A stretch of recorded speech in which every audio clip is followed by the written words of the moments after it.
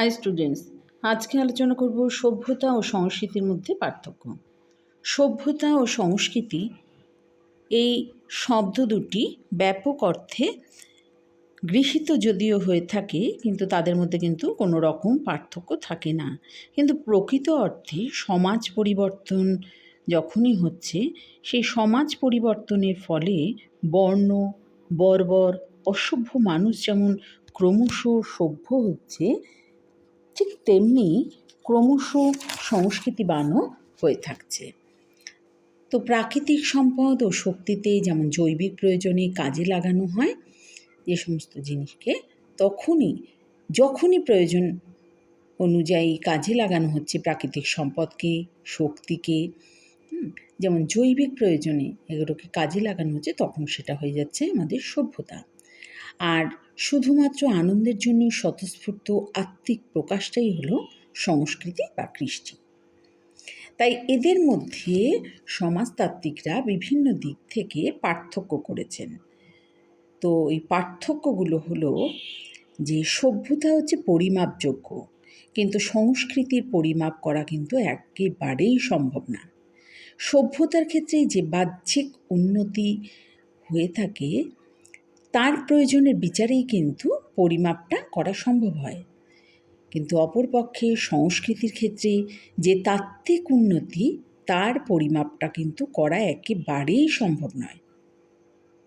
এছাড়াও next points হিসেবে বলি যে সভ্যতার বিভিন্ন উপাদান বা যাবতীয় অবদান আয়ত্ত করা সহজেই সম্ভব হয়ে থাকে।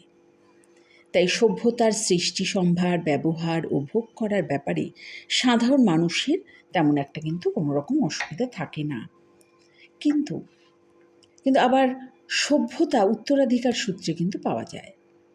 অপরপক্ষে সংস্কৃতিটা কিন্তু অর্জন করতে হয়। তার কারণ হলো সংস্কৃতির উপাদানগুলি কিন্তু প্রতীকমূলক। এই জন্য সংস্কৃতির বিস্তার হলো কষ্টসাধ্য ব্যাপার এবং এটা কিন্তু অনেক সময় সাপেক্ষ ব্যাপার।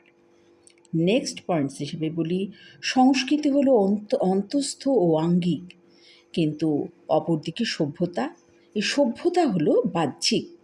মানুষের মূল্যবোধ, গুণাবলী, আদর্শ, বিশ্বাস, চিন্তাভাবনা এগুলির মাধ্যমে কিন্তু সংস্কৃতির প্রকাশটা হয়ে থাকে।